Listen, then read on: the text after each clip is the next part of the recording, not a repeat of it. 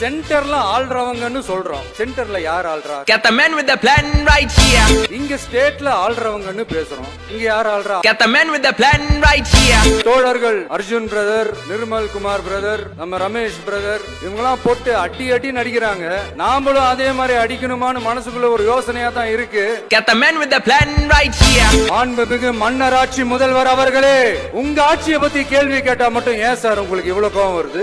Get the man with the plan right here. இதுல வேற உங்களை அப்பான்னு வேற கூப்பிடுறாங்கன்னு சொல்றீங்க. Get the man with the plan right here. இங்க நீங்க தான் இப்படினா அங்க அவங்க யாரு?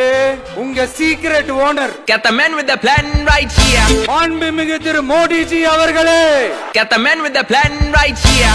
என்னமோ உங்க பேரெல்லாம் சொல்றதுக்கு எங்களுக்கு ஏதோ ஒரு பெரிய பயம் மாதிரியும், பேரை சொல்லணும் பேரை சொல்லணும் பேரை நான் ஒரு படத்துல சொல்லுவேனே, லியோவை பார்க்கணும் லியோவை பார்க்கணும் லியோவை பார்க்கணும். Get the man with the plan right here. ஏஞ்சி தமிழ்நாடு தமிழர்கள்னாலே allergy. Get the man with the plan right here. ஒரே நாடு ஒரே தேர்தல்னு நீங்க ஸ்டார்ட் பண்ணப்பவே புரிஞ்சிருச்சு பிரதமர் sir. Get the man with the plan right here. Sir உங்ககிட்ட நாங்க சொல்லிக்கிறதெல்லாம் தமிழ்நாட்டை கொஞ்சம் கேர்ஃபுல்லா ஹேண்டில் பண்ணுங்க சார். தமிழ்நாடு பல பேருக்கு தண்ணி காட்டின ஸ்டேட் சார், பல பேருக்கு தண்ணி காட்டின ஸ்டேட் சார். பார்த்து சார் பார்த்து செய்யுங்க சார், மறந்துடாதீங்க sir. Get the man with the plan right here. அரசியல்னா என்னங்க? ஒவ்வொரு குடும்பமும் நல்லா வாழணும்னு நினைக்கிறது அரசியலா? இல்ல ஒரே ஒரு குடும்பம் மட்டும்? Get the man with the plan right here. மாண்புமிகு மன்னராட்சி முதல்வர் அவர்களே, மாண்புமிகு திரு முத்துவேல் கருணாநிதி ஸ்டாலின் அவர்களே, பேரை மட்டும் வீராப்பா சொன்ன பத்தாதவர்களே, செயல்லையும் ஆட்சியிலையும் அதை காட்டணும் அவர்களே. Get the man with the plan right here. கதறல் சத்தம் எப்படி இருக்கு? Get the man with the plan right here. Okay right, புரிஞ்சிச்சு.